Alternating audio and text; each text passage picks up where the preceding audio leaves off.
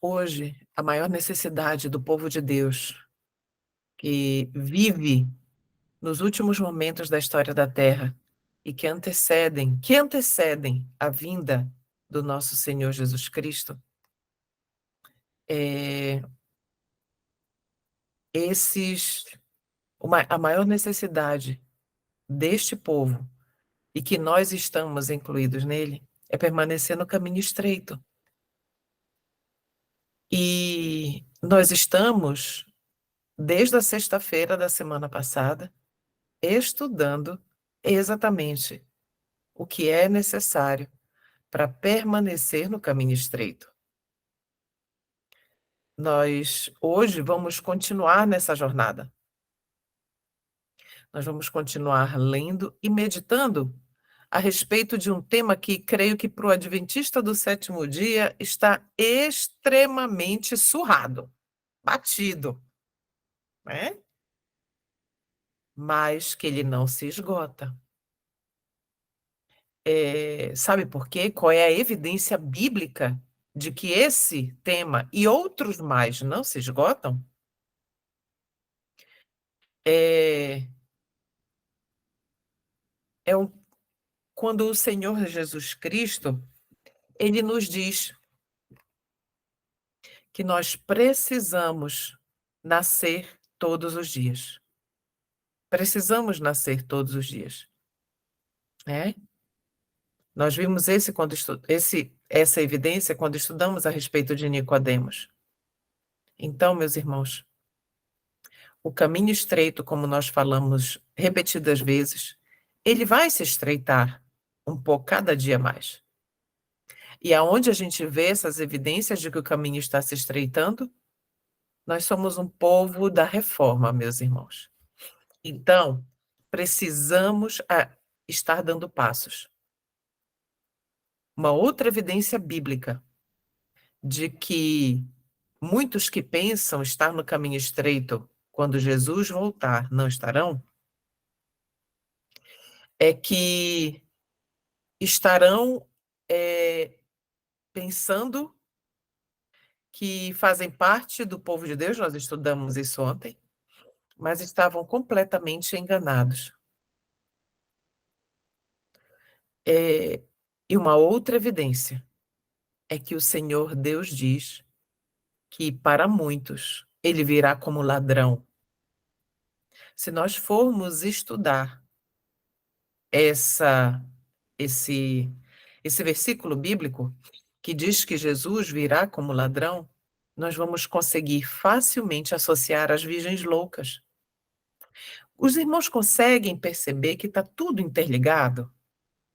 Todos esses temas que nós temos estudados estão todos interligados com, com incontáveis passagens bíblicas, com incontáveis evidências de que o Senhor ele tem nos alertado. E quando eu falo nos alertado, eu estou falando alertando o povo que professa crer na verdade presente. E nós vamos ler hoje um texto para mim, daqui a pouquinho, um texto que para mim, do Espírito de Profecia, que foi extremamente chocante para mim, que abriu realmente os meus olhos para a minha real condição, também, além de todos os outros que a gente vem estudando junto esses dias que passaram, que estão para trás. Então, eu vou compartilhar aqui a tela para nós iniciarmos o nosso estudo, né? Então, vamos lá, meus irmãos. O tema de hoje, sou cristão quente? Essa é a nossa temática, né? Então, nós vamos estudar hoje, o tema do nosso estudo hoje vai nos ajudar, melhor dizendo, a responder essa pergunta para nós. Não é para os filhos, não é para o pastor da igreja, os anciãos, qualquer líder de templo, do templo, não é para nosso vizinho, que é crente, não é para o meu esposo que está dentro de casa, que é adventista junto comigo, não é para a esposa, não é para ninguém. É única, essa mensagem é você e Deus, eu e o nosso Deus. É Deus falando com cada um de nós individualmente. Nós não podemos perder isso de vista, tá bom? Então vamos lá. O irmão Marcos, no início, ele fez a leitura, os que estavam na sala, mas nós vamos retomar aqui. Apocalipse 3, de 14 a 16, nos diz assim: E ao anjo da igreja que está em Laodiceia, escreve: Isto diz o Amém, ou seja, a testemunha fiel e verdadeira, o princípio da criação de Deus. É o Senhor Jesus Cristo falando. Abre aspas para Cristo falando. Eu sei as tuas obras, Cleuma, que nem és fria nem quente. Coloque o seu nome. Oxalá foras frio ou quente. Assim, porque és morna e não és fria nem quente, vomitar-te-ei da minha boca. Este é um alerta que o Senhor Jesus Cristo faz para a Cleuma. Por quê? Para que a Cleuma não se torne morna, que ela esteja desperta, se autoanalisando à luz do exemplo de Cristo. O termômetro da Cleuma, coloque o seu nome. O termômetro da Cleuma é o Senhor Jesus Cristo. Então, se a Cleuma perder isso de vista, a Cleuma vai se tornar um dos dois extremos. Ou ela vai se tornar Efraim, ou ela vai se tornar Dan. Nós sabemos que na tribo de Dan, a tribo de Dan é um extremo, são os legalistas, são os radicais, os extremistas. E Efraim é o extremo oposto, são os liberais extremos.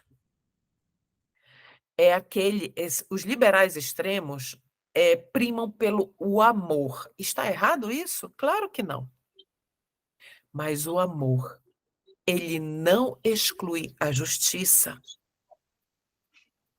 Então, estes dois extremos, ir para um dos dois extremos, os dois serão vomitados. Então, meus irmãos, o Senhor Jesus Cristo, lá em Oséias, me esqueci o verso, meus irmãos, mas é Oséias. Diz assim: Efraim está entregue aos ídolos, deixai-o. É Deus falando. Você já pensou? Esse deixai-o é exatamente isso aqui, ó. Vomitar-te-ei da minha boca. Entende, meus irmãos? Então, nós precisamos, pela graça e pelo poder de Deus, estar constantemente nos autoanalisando, porque o Senhor, ele está falando isso para o laodiceano, raiz, que não percebe, que está confortavelmente num estado mal, num estado mal. Então vamos lá. Testemunhos para a Igreja, volume 4, nos diz assim: a mensagem laodiceana aplica-se, perceba bem, queridos, a mensagem foi esse texto aqui que me sacudiu de uma determinada forma tremenda. A mensagem laodiceana aplica-se ao povo de Deus que professa crer na verdade presente. Vou parar bem aqui. Então, meus irmãos, aquele que professa crer na verdade presente é Deus falando aqui, que essa mensagem que nós acabamos de ler aqui, olha aqui na tela, ela se aplica ao povo de Deus que professa crer na verdade presente. E nós, muitos de nós, incontáveis de nós, nós somos tentados a fazer uma leve acepção de pessoas. Ah, tem os adventistas nominais. E aí nós nos colocamos num patamar diferenciado. Não, não, não, não. O Senhor Deus está nos dizendo aqui claramente que é para a Cleuma que professa a verdade presente. Coloque o seu nome. E o Senhor diz mais, olha o que o texto continua dizendo. A maior parte deles são desses que professam crer na verdade presente, são professos mornos. Então, meus irmãos, eu vou além. Morar no campo não quer dizer absolutamente nada em termos de profissão de fé. Não quer dizer. Morar no campo é ordem de Deus? Sim, clara ordem de Deus para o povo dele nestes últimos dias. Contudo, do que adianta ir para o campo e levar todas as mazelas junto e não estar ali se permitindo ser moldado por este instrumento de santificação que é a vida na roça? Laodiceia não quer dizer mornidão, mas povo do juízo, povo julgado, povo que está sendo pesado na balança. Estamos vivendo no tempo do juízo e o Senhor, ao observar a sua igreja, vê que a maioria é morna. Deus deseja que ela se aperceba da sua condição. Meus amados, eu estou à frente de um ministério de sustento próprio. E isso não quer dizer nada. Fazer parte de um ministério de sustento próprio é um alerta ainda maior. É um alerta ainda maior. Então, o que hoje, humanamente, o povo de Deus que professa a verdade presente tem criado para si alguns padrões, tem formatado em suas mentes determinados padrões de juízo. Ah, o ministério, eu vou falar do meu, porque, como exemplo, o ministério da irmã Cleuma, o ministério é uma bênção. Tem ajudado muito, eu já escutei, tem ajudado muitas famílias, tem isso, tem aquilo, sabe? Agora, se a Cleuma que está no ministério, que ela é obreira neste ministério, se a Cleuma não estiver constantemente apresentando diante do Senhor quem ela realmente é, as obras da Cleuma neste ministério de sustento próprio serão obras destituídas de poder. Beneficiarão outros? Com certeza. Outros serão beneficiados porque o Senhor Deus é misericordioso. Mas a Cleuma está sendo pesada na balança. E ninguém sabe. Entendem, meus irmãos? Quais são as características, perdão, quais são as características do cristão quente, perdão? Vamos avaliar. Os que são quentes experimentaram o novo nascimento e sabem da necessidade de viver diariamente permitindo que o Espírito Santo os controle. Não somos nós, é o Espírito que nos controla. Então, o cristão quente permite que o Espírito os controle.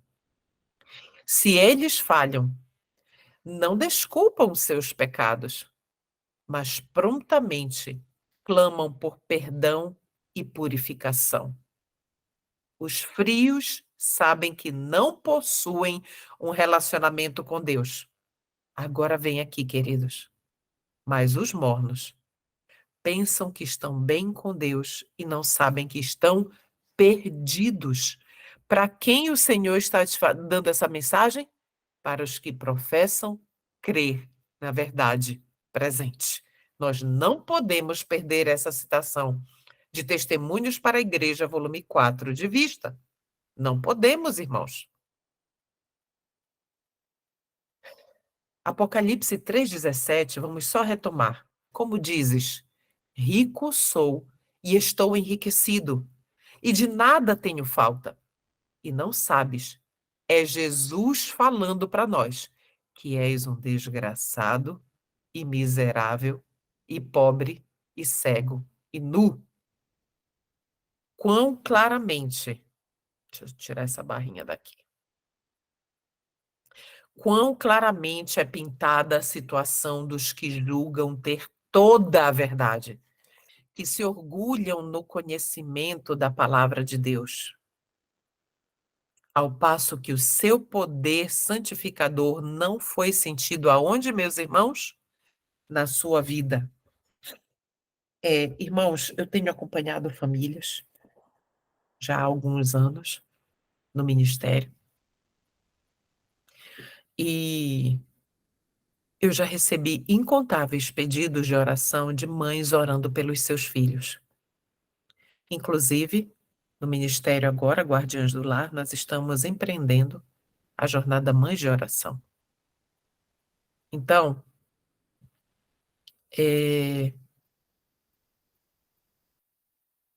algo que tem me chamado a atenção, e eu experiencio isso na minha própria família, porque nós temos um filho, nosso primogênito está ainda distante de Cristo. O que eu tenho percebido é que muito do que leva um jovem, um adolescente, uma criança, um adolescente, um jovem, a se afastar de Cristo,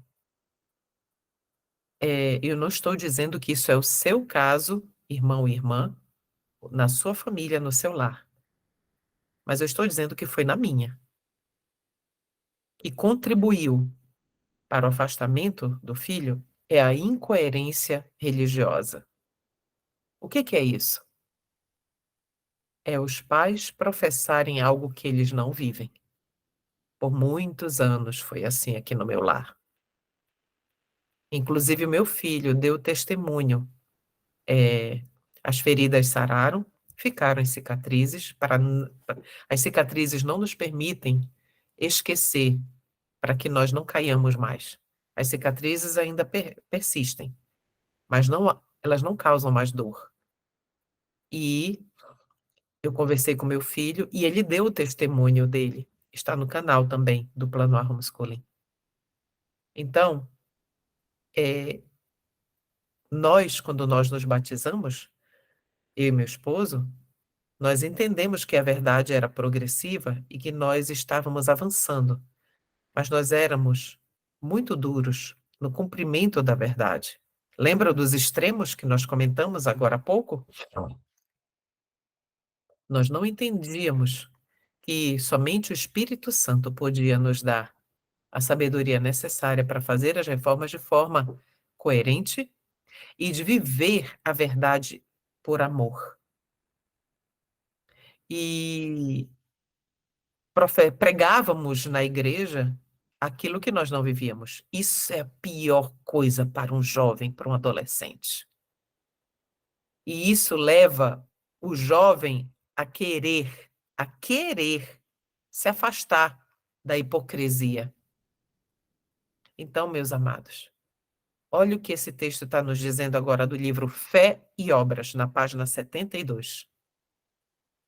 Julgam ter toda a verdade, orgulham-se do conhecimento da palavra no conhecimento da palavra de Deus, e nós corremos todos esse risco, porque temos 100% da luz para nós, ao passo que o seu poder santificador da palavra de Deus não foi sentido na vida.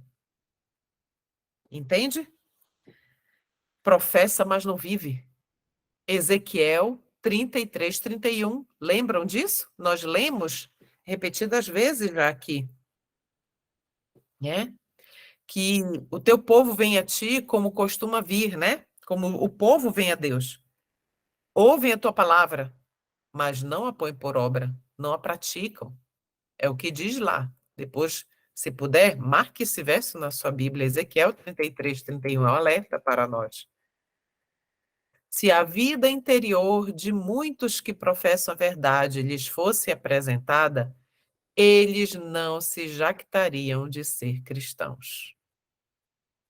Já pensou, meus irmãos, se o Senhor Deus nos colocasse diante de nós um telão, mostrando quem realmente nós somos, momento a momento do nosso dia? Olha o que o Senhor está nos dizendo aqui. Nós somos, irmãos, eu e vocês, nós todos, nós somos quem nós somos quando ninguém está olhando. Esses somos nós. A vida interior se manifesta exatamente ali e também, em vários aspectos, na segurança do lar, no convívio com as pessoas da nossa família. E o Senhor está nos dizendo aqui que muitos de nós que professamos a verdade, muitos de nós, se tivesse a nossa vida realmente como Deus nos vê, apresentada diante de nós nunca nos orgulharíamos de dizer que somos cristãos. O Senhor Deus, e algo que eu queria chamar agora a atenção, é para essa citação, eu acho que é de Caminho a Cristo. Meus irmãos, muita atenção, vamos analisar com muito carinho, com muita concentração. O Senhor Deus não considera todos os pecados igualmente graves. Há aos olhos de Deus, como também aos olhos do homem, gradações de culpa. Por mais insignificante, porém, que este ou aquele mau ato possa parecer aos olhos humanos, sabemos que pecado algum é pequeno à vista de Deus. Tudo bem? Mas olhe, grave isso. O Senhor Deus não considera todos os pecados igualmente graves. Vamos entender melhor isso? Olha, ele diz que nem todos são, no início da citação, que nem todos são igualmente graves. Mas no finalzinho aqui, ó, pecado algum é pequeno à vista de Deus. Mas vamos entender melhor isso. Ao passo que o orgulho, o egoísmo e a cobiça muitas vezes não são reprovados. No entanto, esses são pecados especialmente ofensivos a Deus. Por quê, meus irmãos? Pois são contrários à benevolência de seu caráter e aquele desinteressado amor que é a própria atmosfera do universo não caído. Está aqui, Caminho a Cristo, página 30. Meus irmãos, vamos unir agora as informações dessa citação. A primeira parte diz que o Senhor Deus não considera todos os pecados igualmente graves, ao mesmo tempo em que pecado algum é pequeno à vista de Deus. Na segunda parte desse texto, a serva do Senhor nos cita orgulho, egoísmo e cobiça, dizendo, e aqui são só 3. Sabe qual é o nome que esses pecados recebem, irmãos? São pecados espirituais. Pecados espirituais. E aqui sim tem só 3, mas nós vamos já ampliar essa lista. Esses são pecados especialmente ofensivos a Deus. Por quê? Pois são contrários à atmosfera, à essência da atmosfera do céu. Qual é a essência da atmosfera do céu? O caráter de Deus, que é benevolente, e o amor desinteressado. Vamos avançar. Aqui tem uma listinha ampliada para os irmãos de pecados espirituais. Primeiro, impaciência. Impaciência de ouvir o próximo. Impaciência quando o filho erra 1, 2, 3 vezes. Impaciência quando a esposa comete uma falha no lar, quando o esposo comete uma falha no lar. Impaciência, orgulho, inveja, maus pensamentos. Vamos colocar um sinônimo para maus pensamentos? Ruins suspeitas. É pensar o pior do outro, seja no lar ou fora do lar. Raiva. Queridos, a raiva é um dos piores sentimentos. Não é a ira bíblica. A ira bíblica é indignação. É algo que o Senhor nos permite ter, mas não a raiva. A raiva é aquele sentimento que te dá vontade, a mim e a você, de fazer mal a outra pessoa, quer seja por palavras ou ações. A raiva é o que leva uma pessoa descontrolada a querer agredir fisicamente o outro. A raiva, nós podemos ter esse termômetro. A raiva é algo que surge dentro de mim, muito embora eu esteja controlada no exterior, mas por dentro eu quero fazer o mal para o outro porque ele me feriu, porque ele me agrediu, seja de qualquer forma que seja. E este sentimento, lembram quando estavam batendo em Jesus, cuspindo, puxando o cabelo dele? Lembram disso? Quando estavam enfiando os pregos nas suas mãos e nos seus pés? Ele não sentiu este sentimento. O que tinha no coração de Cristo era compaixão. Compaixão. Julgar os outros.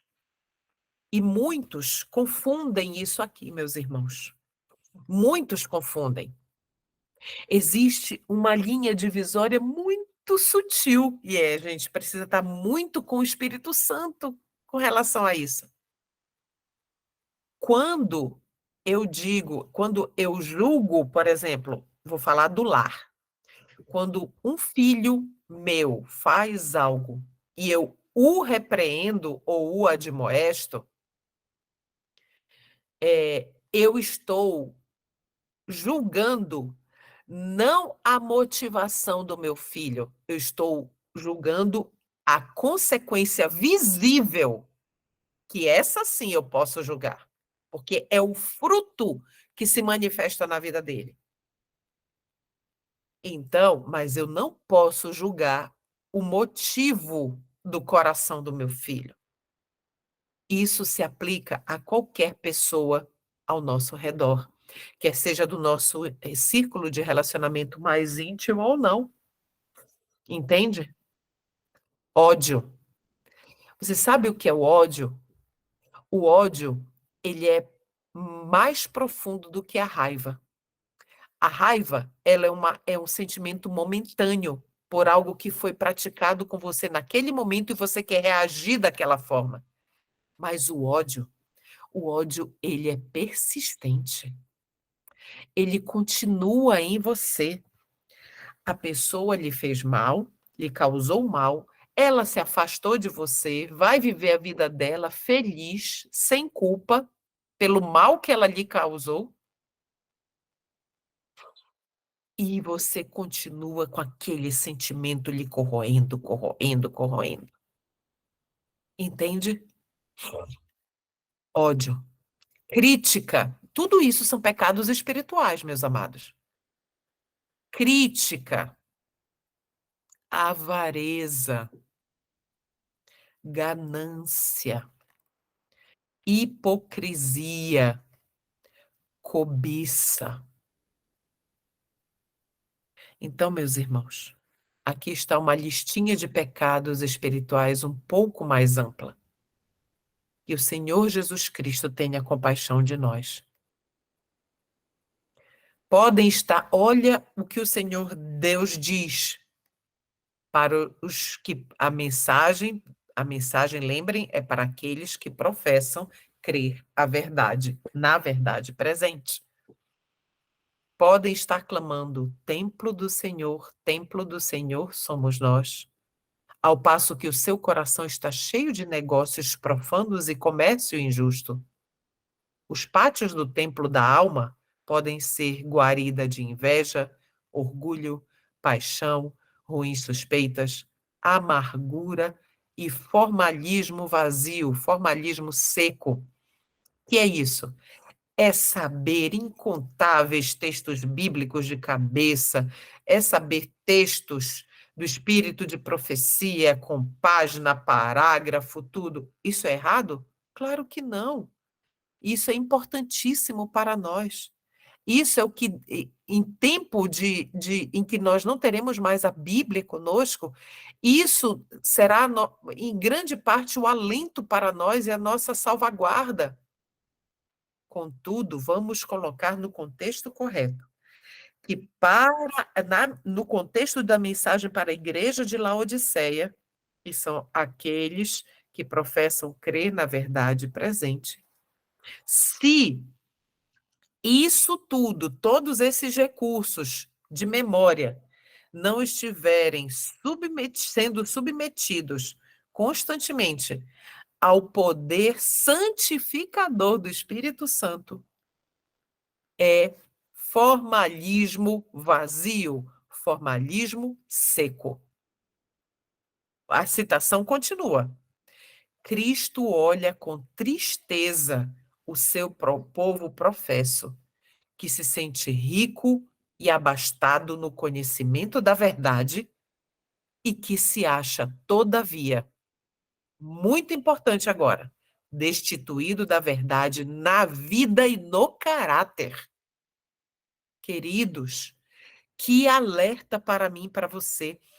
Está na meditação matinal, Nossa Alta Vocação, página 347. Não percam esta citação. Ela é digna de ser anotada na Bíblia. A minha Bíblia é legado, lá tem a última página de anotações, várias páginas. Essas citações poderosas, eu vou registrando, elas andam comigo, porque a minha Bíblia vai para todos os lugares que eu vou. Então, ela anda comigo. Não podemos, queridos, vacilar nos últimos momentos da história da Terra. Essa mensagem é para nós. A obra interior da graça no coração está em falta. Está em falta.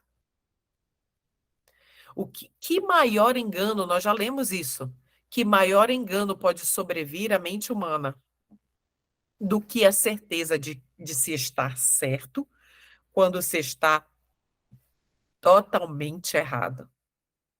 A mensagem da testemunha verdadeira, Jesus Cristo, encontra o povo de Deus em triste engano. Todavia, olhe lá, sincero nesse engano. Qual é o remédio de Cristo para a mornidão laodiceana? O remédio de Cristo nós vamos tratar agora nesses momentos finais de Apocalipse 3:18. Aconselho-te. Queridos, olhe só, não é uma imposição, é um conselho. Cada um tem o livre-arbítrio de seguir ou não. Aconselho-te que de mim, de Cristo, compres ouro provado no fogo para que te enriqueças, e roupas brancas para que te vistas e não apareça a vergonha da tua nudez. E que unjas os teus olhos com colírio para que vejas. O ouro provado no fogo é a fé que opera por amor. Somente isso nos pode pôr em harmonia com Deus. Parábola de Jesus 79. Meus irmãos, lembram do final, os que estavam no final de semana passado? O ouro provado no fogo é a fé que opera por amor. Que qualidade de amor é esse? Vou ler novamente, Maior Discurso de Cristo, página 25. A menos que aceiteis em vossa vida o princípio do amor pronto a se sacrificar. É este amor que está falando agora. O amor pronto a se sacrificar. E o texto continua explicando que é o princípio do caráter de Cristo. Não podeis conhecer a Deus. Então, o ouro provado no fogo é a fé que opera por amor. Por um amor disposto a se sacrificar, porque foi exatamente esta qualidade de amor que Jesus demonstrou por nós e ainda demonstra. Então, meus irmãos, somente esta fé que opera por amor nos pode pôr em harmonia com Deus. Mensagens Escolhidas, volume 1, nos diz assim: o homem precisa de um poder fora e acima de si, do alto, para restaurá-lo à semelhança de Deus. Mas o precisar ele do auxílio divino não quer dizer que seja desnecessária a atividade humana. Eu vou parar bem aqui. Meus irmãos, tem havido um equívoco na interpretação da mensagem de justiça pela fé por muitos, que é o perdão pela fé. Nós estudamos sobre isso ontem. Então, o equívoco é: a palavra ela é autorrealizável. Ela realiza o que ela diz que está realiza. Se está dizendo aqui que nós vamos ser a semelhança de Jesus, então ela já se cumpriu na nossa vida. Está errado isso? Claro que não. Mas, queridos, não para aí. O texto está nos dizendo claramente que é necessário a parte humana. Nós precisamos dar passos para que essa palavra ela se cumpra na nossa vida, ela seja eficaz na nossa vida. Lemos ontem, ao estudar do perdão pela fé, perdoar é dar algo, doar algo para que outro algo seja colocado no lugar. A fé, vamos voltar aqui para o texto. A fé por parte do homem é necessária, pois a fé opera por amor e purifica a alma. Esta é a primeira parte. Mas não exime os nossos passos. Não nos exime. As vestes brancas são a justiça de Cristo que deve ser implantada no caráter. A citação continua. A pureza de coração e de motivos caracterizará todo aquele que estiver lavando as suas vestes e as branqueando no sangue do Cordeiro. Então, meus irmãos, o que são as vestes brancas? São as vestes de justiça de Cristo, que deve ser implantada onde? No nosso caráter. E aí, o que é que deve estar entranhado no nosso caráter? Pureza de coração e de motivos. Parábolas de Jesus 1,71 nos diz assim, que nesta vida é que devemos trajar as vestes da justiça de Cristo. Esta é a nossa única oportunidade aqui nesta terra, o dia de hoje, de formar caráter para o lar que Cristo preparou para os que obedecem aos seus mandamentos.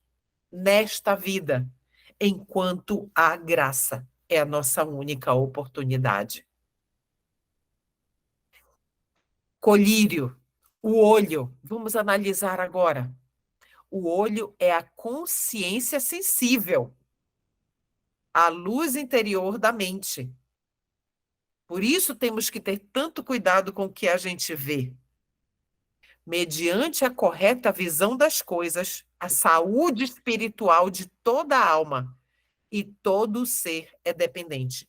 Ou seja, a nossa saúde espiritual de toda a nossa alma, de todo o nosso ser, depende da correta visão das coisas, daquilo que nós vemos e que nós submetemos à ação do Espírito Santo, a que o Senhor molde o que nós vemos na nossa mente. O colírio, a palavra de Deus é o colírio, torna a consciência inteligente sob a sua aplicação. Então, vamos entender isso? Está dizendo aqui que a palavra de Deus é o que nos dá o discernimento, abre o nosso entendimento, torna a nossa consciência inteligente, mas somente sob uma condição, queridos. Sob a aplicação, sobre colocar essa palavra em prática. É só assim que ela se torna colírio de verdade na nossa vida. O texto continua: pois é a palavra que convence do pecado. Mas é necessário que a inteligência seja seguida pela cura e que os olhos sejam unicamente para a glória de Deus. A cura, meus irmãos, é o abandono de pecados. É o abandono do eu. E tudo deve ser feito para a glória de Deus. Se nós professamos que somos cristãos, nós não podemos envergonhar o nome de Cristo. Cristão quer dizer semelhante a Cristo, em tudo, exterior e interior. O exterior, depois eu vou pedir para o irmão Marcos ler novamente o comentário da Bíblia Legado a respeito do cristão do laodiceano. Então, se o interior não está mudado, o exterior, mais cedo ou mais tarde, vai testificar, meus irmãos, não tem jeito. Desejado de todas as nações, 215. Se um pecado é nutrido na alma, ou uma prática errônea é conservada na vida, todo o ser é contaminado. O homem torna-se instrumento de justiça. A pessoa que está lendo aqui, nós estamos finalizando agora. A pessoa que está lendo, queridos, eu estou lendo estes textos e comentando. E ao fazer isso, eu estou pregando a minha própria condenação. Se isso não for uma realidade na minha vida. Então, isso é um grande chamado para mim e para você. Se um pecado é nutrido na alma ou uma prática errônea é conservada na vida, todo o ser é contaminado. O homem torna-se instrumento de injustiça. Nós estamos agora